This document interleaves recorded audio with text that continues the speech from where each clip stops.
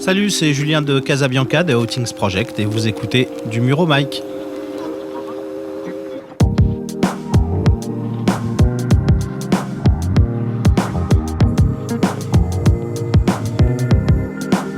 Si c'est une heure, alors là c'est autre chose. Bonjour, je m'appelle Catherine. Et moi, Adrien. Et vous écoutez du Mur au Mic.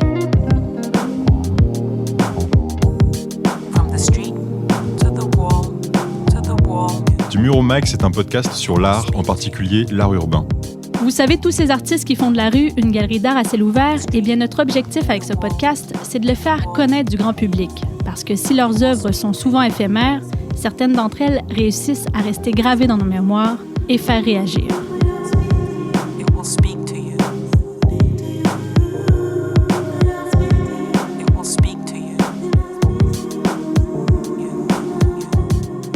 Aujourd'hui, nous avons le plaisir d'être en compagnie de Julien de Casabianca de Outings Project dans son atelier à Paris. D'abord, merci Julien de participer à du Mur au Mic. Merci de m'avoir invité. Merci aussi à vous, chers auditeurs, d'être avec nous, toujours plus nombreux pour ce 7e épisode. Si vous souhaitez voir les réalisations de Julien et comprendre son univers, rendez-vous sur son compte Instagram Outings Project. Julien, avant de parler de Outings Project, tu baignes dans le milieu artistique depuis ton tout jeune âge. Tu as commencé d'abord comme journaliste, où tu as fait plusieurs reportages d'investigation, notamment par rapport à la corruption. Tu as écrit ton premier roman à 21 ans. Tu as réalisé plusieurs courts-métrages, des longs-métrages, une quarantaine, quoi. Qu'est-ce qui te pousse d'abord à t'embarquer dans des projets aussi variés? J'ai une famille maternelle, en tout cas, où tout le monde est artiste, ou alors...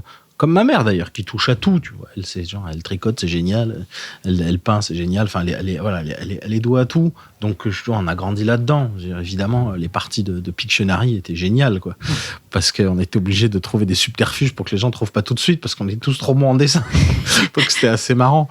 Donc, ouais, voilà, j'ai grandi dans un univers comme ça. Ça aide terriblement. Surtout à avoir confiance, mais ça ne veut pas dire croire qu'on est bon, tu vois. Mais ça veut dire juste s'autoriser à pouvoir poser sa bouse comme les autres, quoi. J'ai l'impression qu'on est tous en réalité compétents à tout et qu'on a tendance à se mettre des limites en disant « j'y connais rien au street art, je vais pas y aller ».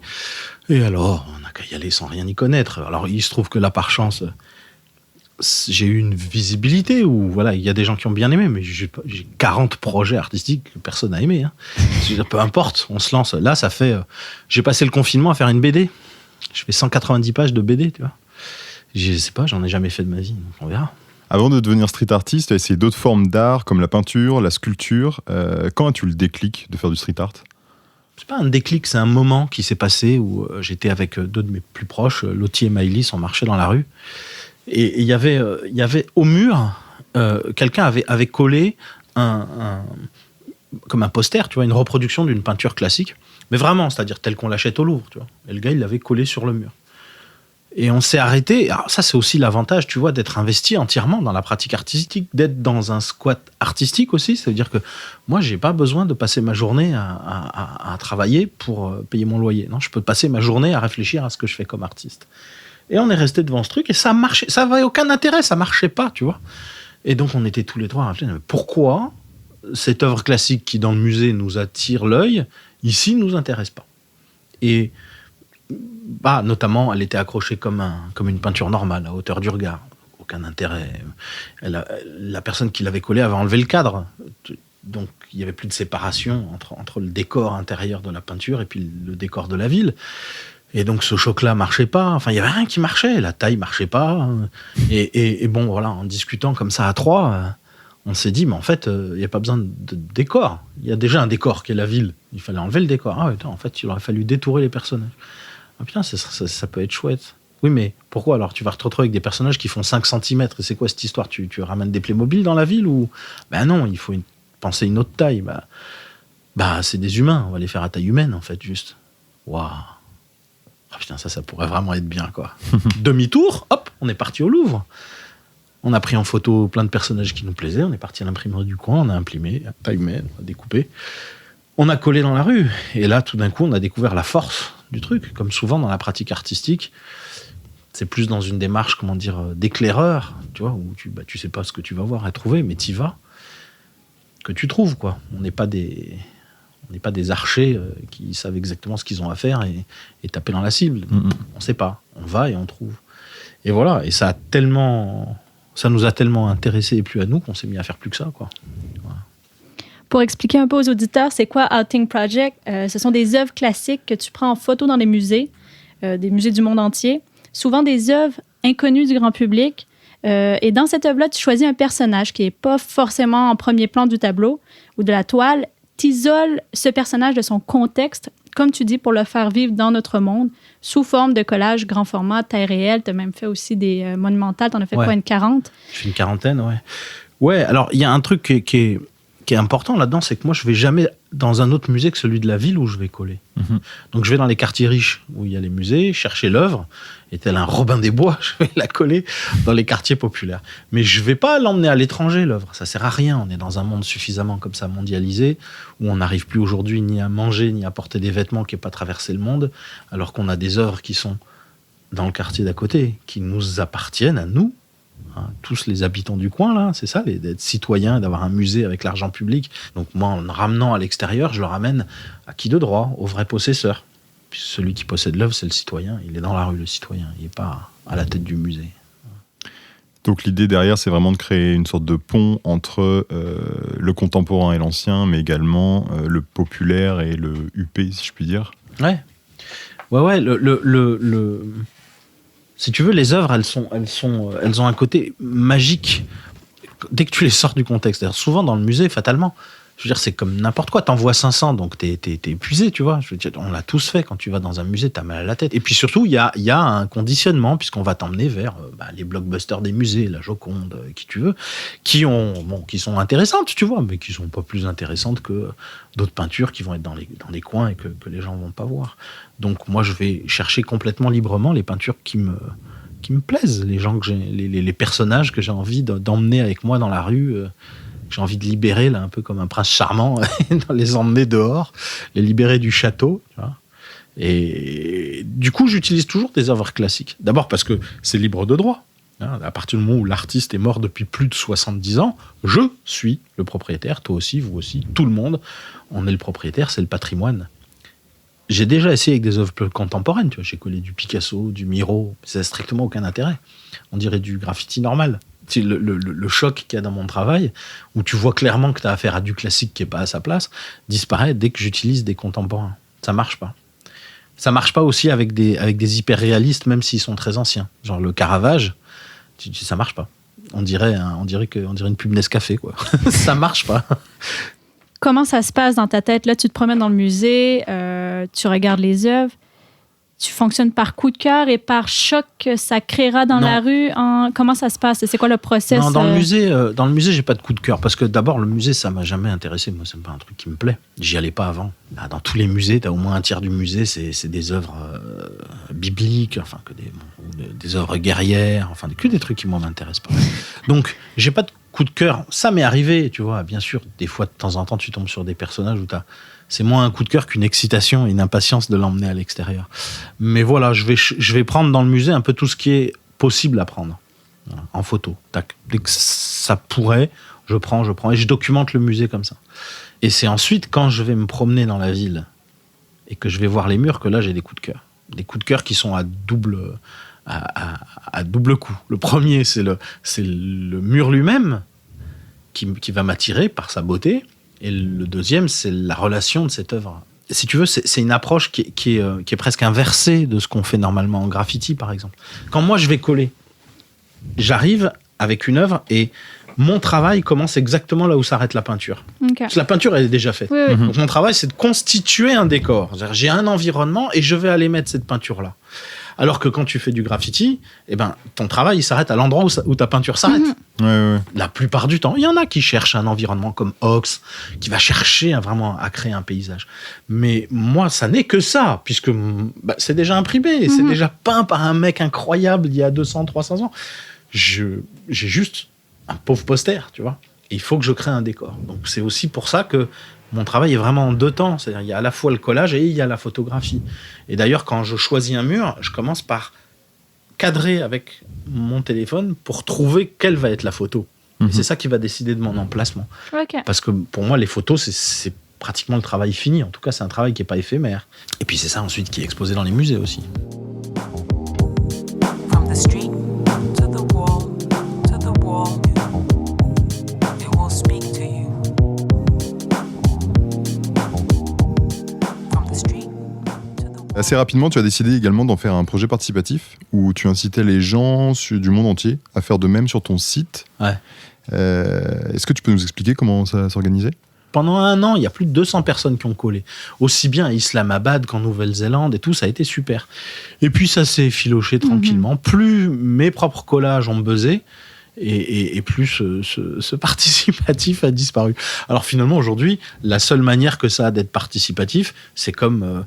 c'est quand des musées m'appellent et qui veulent que, en marge, ou pas en marge, je sais pas moi, quand des musées m'appellent et qui veulent que, en même temps que d'aller faire mon collage monumental et mon exposition, j'aille travailler avec des gamins des quartiers, par exemple. Ouais. Mais après, tu l'as dit, ça a quand même resté participatif dans le sens qu'il y a des gens qui viennent t'aider au collage, non? Parce que c'est des gros collages que tu fais et il n'y a pas des gens des beaux-arts, non? Ça, tu le fais toute seule? Oui, si. Alors, bien sûr, quand je vais à chaque fois, tu vois, c'est chiant à faire tout. J'en ai fait tout seul, mais c'est plus sympa d'être à 2 sur la nacelle, ou 3. Dans ce cas-là, je travaille avec des gens qui sont des étudiants d'art dans la ville où je le fais. Après, quand on est sur des projets trop techniques, j'emmène mon équipe parce que ça peut être compliqué. Pas tout le temps. Des fois, c'est simple, mais ça peut être très compliqué. Et ouais, ce qu'il y a toujours de participatif, c'est que je veux toujours travailler avec les gens du quartier. Tu vois, quand je vais à Memphis coller un monumental, où à Memphis, 85% de la population est afro-américaine, je vais pas, moi, petit blanc, me pointer, aller coller une grande blanche c'est la petite fille que tu avais fait. Hein. Et dire, tiens, cadeau, tu vois. Pas possible. Donc voilà, l'idée, c'était de travailler avec la communauté. Et non seulement j'ai bossé avec un street artiste de Memphis et avec...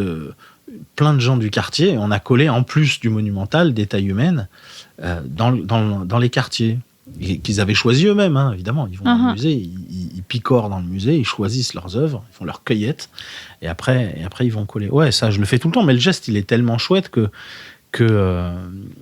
là je vais le faire par exemple pour les Créateurs de Bonheur, qui est une association qui travaille avec uniquement des personnes en situation de handicap, et là que tu sois...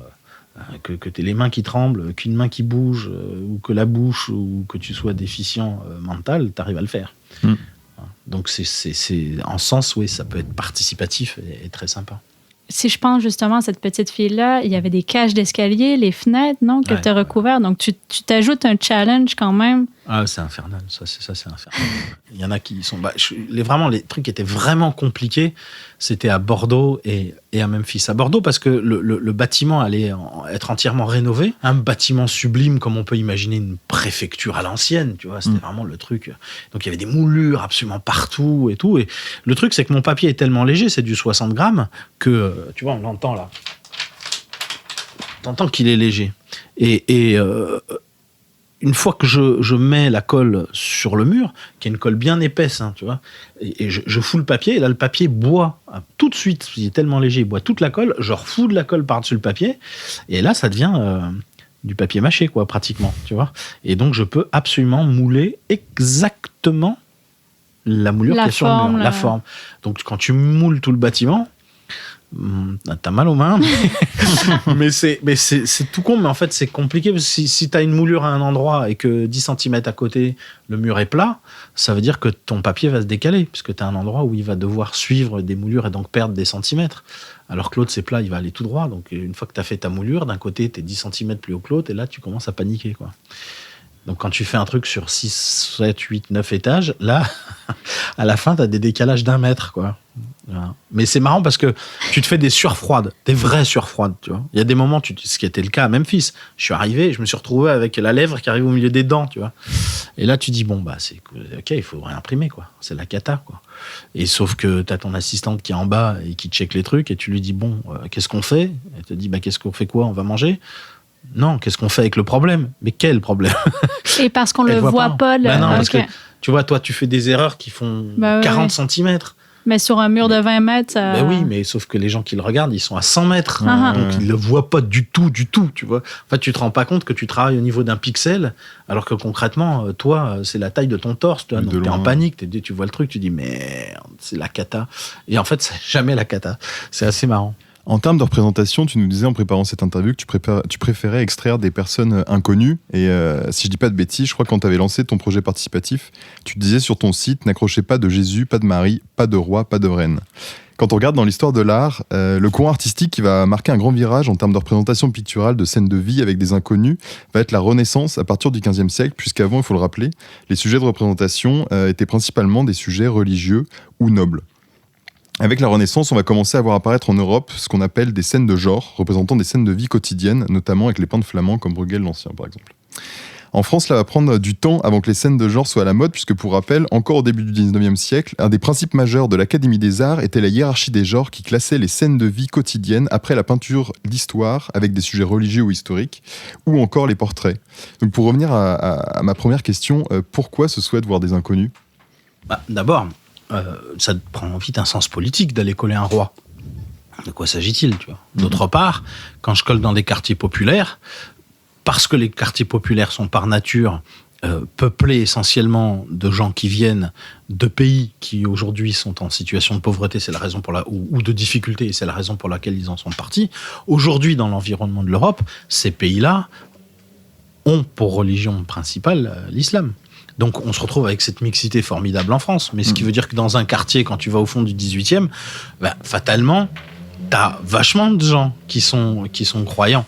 Et qu'est-ce que tu vas aller là, dans un quartier où les gens vont à la mosquée, coller Jésus ? Qu'est-ce que tu cherches à dire, en fait, quand tu fais ça ? Tu vois, c'est aussi simple que ça.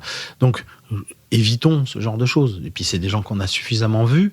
Et puis, je veux laisser un maximum de place à la projection du regardeur, et non pas à la mienne. Même quand je fais un film, ce que je projette, moi, sur l'écran a moins d'importance que ce que les gens projettent en le voyant.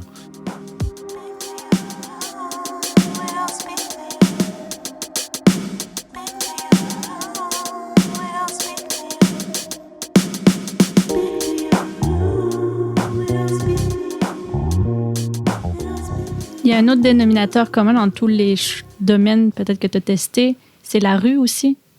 Pourquoi la rue est si importante pour toi? Des fois, c'est simplement la contrainte. Typiquement, pourquoi je colle dans les quartiers populaires ? Parce que les murs sont plus beaux. Je te jure que si les murs ils étaient plus jolis dans les quartiers riches, je collerais dans les quartiers riches, j'en ai rien à foutre. Ce que je veux, c'est faire mon image. Mais dans les quartiers riches, les rues, je trouve moches, mais les murs sont moches. Pourquoi ? Parce qu'ils sont nickel. Alors que plus le mur est décrépit, tu vois, là, sous le nez, pendant que je vous parle, j'ai un mur c'est à Jérusalem. Le truc, c'est une vraie ruine. L'image, elle est formidable. À côté, t'as un mur à Hambourg qui est déjà aussi pas mal abîmé, qui est un mur de squat d'ailleurs. Donc finalement, c'est pas la volonté d'aller porter les œuvres dans les quartiers populaires qui m'a mené. C'est la volonté de faire une image forte. Et alors, il se trouve que ça arrive dans le quartier populaire et que tout d'un coup, tu te dis, ah oui, ça tombe bien parce que ça a du sens avec ce que je peux avoir dans mes engagements personnels. Tu as travaillé avec des musées à travers le monde, pour ne citer que des musées, en tout cas en termes de pays, l'Inde, que ce soit en Inde, en Palestine, au Népal, Chine, Suisse, Mexique, États-Unis et encore d'autres. En termes de contraintes que tu imposes, on évoquait tout à l'heure le fait que tu souhaitais à chaque fois extraire une personne d'œuvres qui appartenaient au musée. Ouais. Est-ce que tu as d'autres contraintes que tu imposes à chaque fois que tu travailles avec des musées ? De me foutre la paix. La vraie contrainte, elle est là. Ah oui, parce qu'on voudrait que vous travailliez... Ah non, je m'en bats, mais complet.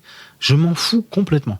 Et à tel point qu'il y a des musées où j'ai pris des œuvres qui étaient accrochées. Je repense à Aberdeen.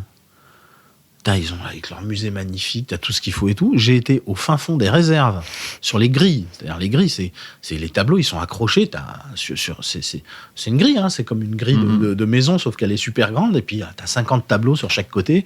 C'est sur un rail. Les trucs qui sont là, ils sont destinés à rien, tu vois. D'ailleurs, ils sont les uns face aux autres. Ils ont 10 cm d'espace vital, tu vois. Donc, t'as des personnages qui sont les uns face aux autres, entassés dans un...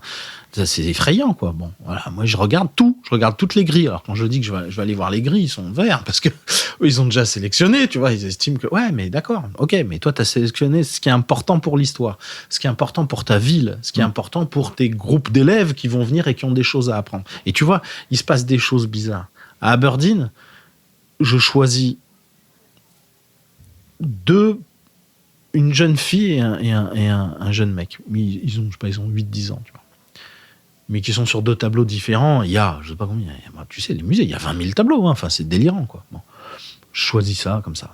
Et puis, je les colle dans une impasse, sur un endroit où personne ne va. Donc, ça forçait les gens à rentrer dans cette impasse pour se retourner et voir les collages. Et le jour de l'inauguration, t'avais, je sais pas, il y avait 1000 personnes qui étaient là. Et il y a une dame qui me dit, mais c'est formidable de connaître aussi bien l'histoire de la ville et de se rapprocher autant. Et ça nous touche beaucoup. On est tous très conscients de ce que vous avez fait. Je dis, mais j'ai fait quoi? J'ai dit, de quoi vous me parlez, quoi? Elle me dit, mais vous savez quand même ce qui s'est passé dans cette maison? Ben, non. Mais pas du tout. Moi, je colle, c'est tout. Ben, en fait, il y a eu 400 gamins qui ont été kidnappés, qui ont été mis dans la cave de ce bâtiment et qui ont été envoyés comme esclaves aux États-Unis. Et sur la petite place qui est juste là, il y a un proverbe à Aberdeen qui dit que parfois, quand tu marches sur cette place, tu sens dans ta main la main des enfants qui vient prendre la tienne pour que tu les emmènes. Et moi, j'ai choisi 2 gamins et tous les gens d'Aberdeen étaient persuadés que je racontais cette histoire-là. Mm-hmm. En réalité, c'est là que tu te dis, ah ouais, en fait, d'accord, il y a des fantômes. Vraiment, tu vois. Et c'est étonnant parce que tu choisis complètement librement dans le musée et en réalité, tu te connectes. Je sais pas pourquoi. Bon, on peut mettre ça sur le... C'est le hasard, hein. Uh-huh. Mais bon, le hasard, c'est beau. Le hasard ou les fantômes. C'est peut-être ça, hein, les fantômes. C'est peut-être le hasard. Il y a des pays où ça a été peut-être plus difficile à faire, où là, tu as senti que c'était peut-être litigieux ce que tu faisais? Non, ou... il y a des pays où c'était impossible. Je voulais le faire au Bénin et le conservateur du musée me comprenait pas au téléphone, me dit, mais comment ça, des portraits, des portraits de meubles? Je comprenais rien. En fait, il finit par m'expliquer en se marrant. Il pensait que je savais, mais que ça n'existe pas. Dans l'Afrique de l'Ouest, t'as pas de peinture de portrait. Ça n'existe pas. Alors, dans l'art contemporain, bien sûr, tu vois. Mais sinon, il n'y en a pas. Alors, ils peignent sur les visages, ils peignent les maisons, ils font des masques, ce qui est très peu présent dans notre culture à nous. En revanche, peindre des portraits, ils n'ont pas. Donc, je ne peux pas le faire dans ces zones-là. De même que globalement dans les pays musulmans, puisque la représentation des visages est quasiment bannie et qu'on peut en trouver un petit peu, mais dans l'art ottoman. Mais il n'y a pas de représentation de visage dans l'ensemble du monde musulman. Donc, ça peut rendre les choses plus compliquées. Après, c'était aussi difficile au Népal. Quand j'ai collé à Katmandou, là, les seuls trucs que tu as, c'est des dieux, quoi. Donc, faut pas déconner, quoi. Donc, du coup, j'ai été dans le temple et je leur ai montré ce que je voulais faire. Et donc, puis comme le personnage, il avait trop de flammes, il y avait des trucs que je voulais retirer. Alors, ça les a beaucoup fait rire, mais ça leur posait pas de problème. Enfin bon, voilà, ils m'ont expliqué. C'est comme si tu retirais de la couronne d'une reine, quoi. Mais c'est pas grave. Tu peux, c'est artistique, on peut y aller. Mais non, il n'y a jamais eu de difficultés. Après, bien sûr, encore une fois, je sais pas, quand je suis à la Nouvelle-Orléans, que j'ai trouvé dans le musée 2 esclaves qui sont en train de cueillir du coton et que je suis donc dans les quartiers populaires, c'est-à-dire au milieu des blacks, et que je vais aller coller, moi blanc, des esclaves, tu fais pas ça, en fait. Pas comme ça, quoi. Mais voilà, donc je me suis arrêté au bout d'un moment devant une grand-mère qui était assise devant sa maison comme... peut-être 900 000 grand-mères à la Nouvelle-Orléans, et je lui ai montré ce que je voulais faire, je lui ai expliqué ma démarche, et du coup elle a regardé le collage, enfin le papier que j'ai déroulé devant elle par terre, et elle a dit ok, là elle a réuni tous les gamins de la rue, et elle a fait une petite conférence, quoi, aux gamins, et qui m'a sidéré, parce qu'elle a parlé, tu vois, de quelque chose que moi j'aurais jamais imaginé. Elle a parlé de la culpabilité de l'esclavage, qui est un truc qui m'a sidéré, puisque c'est des mots que j'entendais de ma grand-mère qui était à Auschwitz. Et tu dis, mais comment tu peux te sentir coupable d'un truc pareil? Tu y es pour rien, tu vois. Et donc, c'était étonnant, tu vois, ce rapprochement et d'entendre ça. Et donc, on a collé avec les enfants et la grand-mère ces esclaves sur le mur. Pour eux, c'était porteur d'un sens à ce moment-là. Et ça ouvre un dialogue aussi. Et ça ouvre un dialogue déjà entre eux aussi, parce que, bon, tu vois, c'est des sujets sur lesquels ils vont pas, puisqu'ils en ont honte. C'est vrai que ce qu'il y a de curieux avec ce travail, c'est pas fait pour, mais c'est qu'en fait, il est hyper consensuel. c'est que tout le monde aime ça. C'est étonnant parce que c'est moins mon travail que l'œuvre classique elle-même qui est respectée. Et ça me questionne aussi sur la continuité, si tu veux, du goût. Tu vois, on n'est pas séparés, en effet, de la Renaissance dans, aujourd'hui, la coupe d'un t-shirt. Non, ça a été une progression de la forme du vêtement jusqu'à nous, et tout ça est inscrit ensemble. Mais d'ailleurs, regarde, tu vois, on parle de vêtements, Nike, quoi. Nike, c'est quoi ? C'est une déesse grecque. Apple, c'est une pomme croquée, quoi. Je veux dire, c'est 2000 ans d'histoire qu'on te raconte, là. C'est pas rien, c'est vraiment réellement inscrit dans une continuité. Et je pense que mon travail, il rappelle ça aussi. Il t'inscrit dans un patrimoine, quoi, dans une culture, plutôt. Ouais.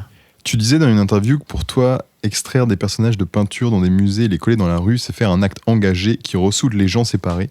L'art bourgeois et l'art du peuple se mêlent. Quand tu parles d'art bourgeois, tu trouves aujourd'hui que l'accès à la culture, comme la peinture, qu'on peut trouver dans les musées ou encore une galerie, est quelque chose qui est encore trop réservé à une élite ? Alors, c'est pas du tout réservé à une élite, en ce sens que c'est accessible et gratuitement à tout le monde. Le problème, c'est que tu as un sentiment de ne pas y avoir un droit et de ne pas y avoir accès. Il y a des modalités pour ça. Ils font la gratuité, ils invitent les écoles, etc. Et ils comprennent pas pourquoi les gens viennent pas. C'est ça, hein, dans le discours, ils sont très étonnés. Mais ils viennent pas parce que c'est chiant. C'est juste la seule question. Annonce-leur au Louvre que tu transformes, que toute l'aile ouest, c'est de l'amour, que toute l'aile l'autre, c'est de la mode. De la mode. Contente-toi simplement de les mettre par leurs fringues. Ça va être rempli de gens des quartiers qui sont... Tous, ils vont venir. Parce que ça les passionne, la mode. Ça leur parle et plus l'amour. que, comme ça tu leur dis, parle. un peintre du XVIIe siècle. Bien sûr, là, aujourd'hui, c'est rangé pour les savants. Donc, fatalement, ça peut pas t'intéresser. Tu vois, le Palais Beaux-Arts de Lille a fait une exposition qui s'appelait Joie.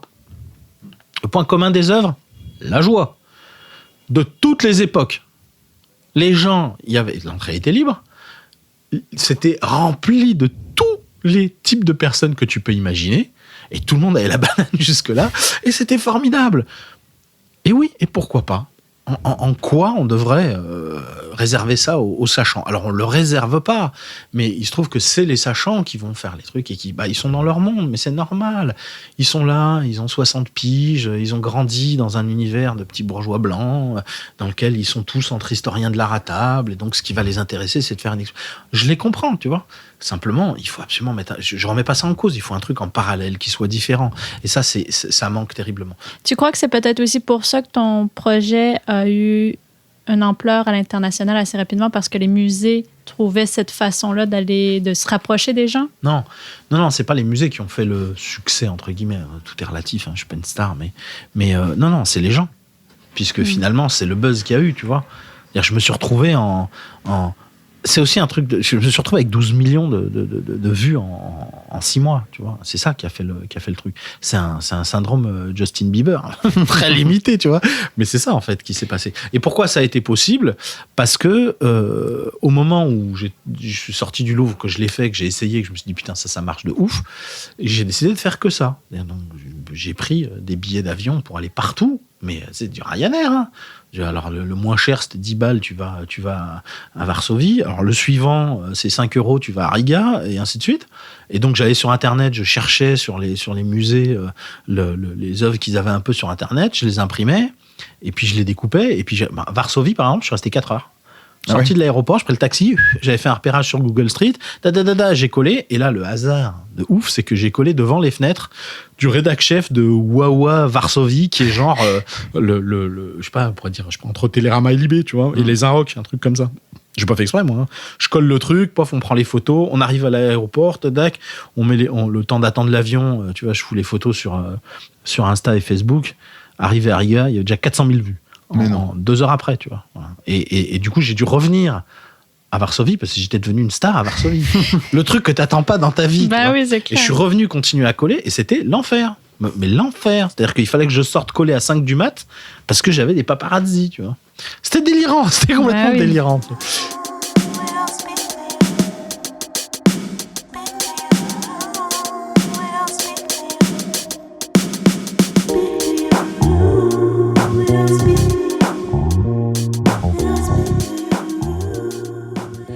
collabores aujourd'hui avec beaucoup de musées, tu fais aussi encore du sauvage et dernièrement tu as fait une série de collages, une série sexe pour le New Art Magazine. Pourquoi avoir choisi cette thématique qui est peu mise en avant aujourd'hui parmi les street artistes? Bah d'abord parce que, je sais pas, comme plein de gens, je crois que j'aime ça. Je veux dire, je crois qu'après...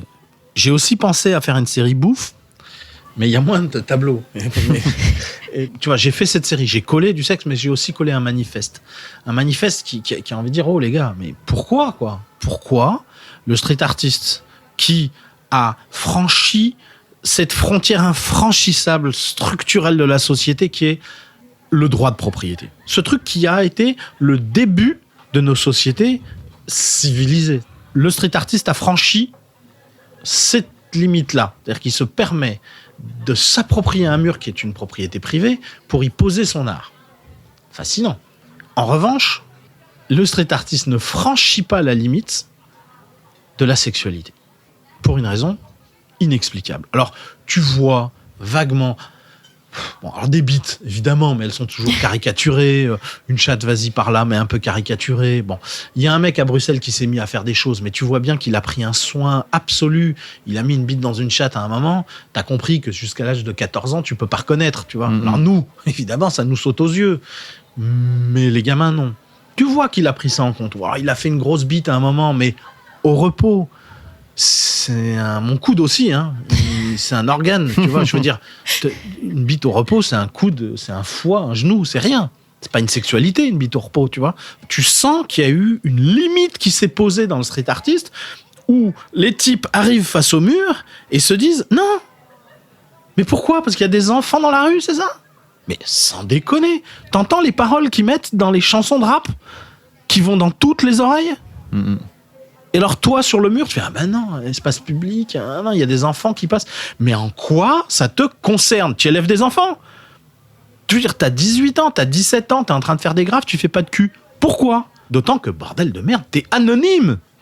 Et donc dans les discussions, bon bah oui, t'as ceux aussi qui disent bah oui mais moi je vis avec les réseaux sociaux, si je fous du cul sur mon truc, bah, je vais me faire fermer mon Insta. T'as raison, hein, moi j'ai essayé d'en mettre, il y en a qu'une qui est passée. Pourquoi? Parce que tu comprends pas vraiment. Tu sens que le robot, il pige pas, tu vois. Évidemment, les réseaux sociaux, c'est important, mais on s'en fout. Je veux dire, il y a un moment, la vraie vie, quoi. Parce que tu vois, là, on parle de sexualité. C'est un mot, comment dire, qui est tout seul, mais la sexualité, c'est un ingrédient. C'est un ingrédient de quelque chose. Donc, tu veux l'inscrire. Soit tu vas l'inscrire dans une dénonciation, si tu veux. Aujourd'hui, on pourrait très bien, dans le mouvement que tu as, d'aller dénoncer les viols, les incestes, etc., tout ce dont les femmes sont victimes, tu pourrais très bien utiliser cette sexualité-là pour aller montrer ça. Pourquoi on n'est pas en train de montrer un mec qui fout, tu vois, ou ce genre de petits gestes déplacés des mecs qui mettent la pression. Vas-y, ça aussi, ça fait partie de la sexualité, hein. Parce que le mec, il est dans un acte de sexualité, lui. Et mais c'est de l'art engagé aussi. Et c'est de l'art engagé. Non, ça n'y va pas sur ce terrain-là. La sexualité, c'est aussi de l'amour. Qu'est-ce que c'est d'autre? Pourquoi t'as pas des scènes merveilleuses d'amour? J'ai collé des peintures de Rodin sublimes d'amour, de sexe, ok, mais d'amour, tu vois. Et c'est curieux, ouais. Il y a une retenue inexplicable. Julien, sur ce beau sujet, nous arrivons à la fin de cette émission. Qu'est-ce qu'on pourrait te souhaiter pour 2020? Est-ce que tu as des projets en particulier que tu aimerais réaliser? Moi, je suis comme tout le monde dans le street art. Tu as envie de faire un mur et un monumental à New York. Je veux dire, c'est la Mecque, tu vois. Donc, déjà, ça fait rêver.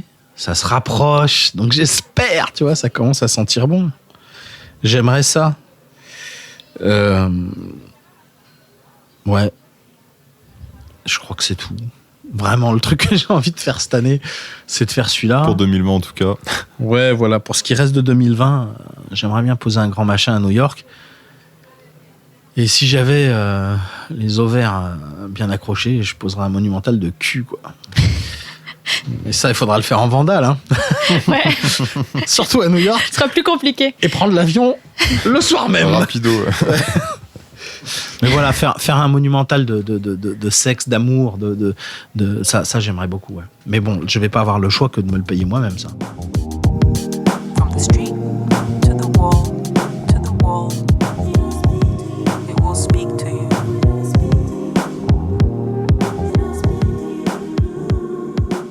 Julien, merci beaucoup pour le temps que tu nous as accordé. Merci. Et merci aussi à vous, très chers auditeurs, d'avoir écouté du Mur au Mic. N'hésitez pas à laisser vos commentaires et à liker notre page si vous avez aimé.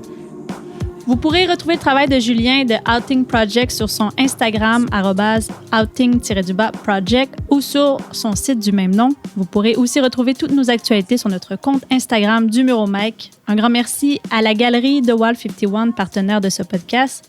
Et pour vous, chers auditeurs, on vous donne rendez-vous très bientôt pour un nouvel épisode.